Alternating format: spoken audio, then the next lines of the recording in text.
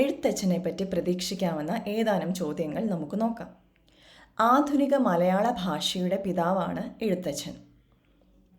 അതുപോലെ മലയാള സാഹിത്യത്തിലെ പ്രാചീന കവിത്രയത്തിൽ ഒരാളായിരുന്നു എഴുത്തച്ഛൻ.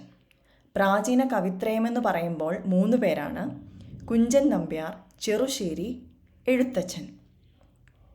ശാരിക പൈതലിനെ അഥവാ തത്തമ്മയെ വിളിച്ചു വരുത്തി ഭഗവാന്റെ കഥകൾ പറയാൻ ആവശ്യപ്പെടുന്ന രീതിയിലുള്ള രചനയാണിത്.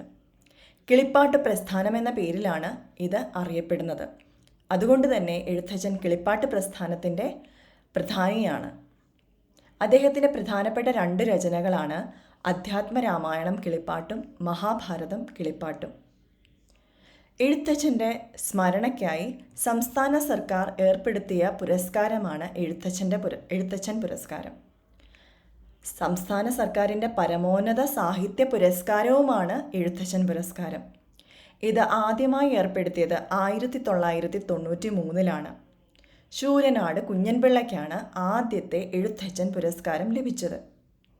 2024 എഴുത്തച്ഛൻ പുരസ്കാരം NS മാധവനാണ് ലഭിച്ചത്.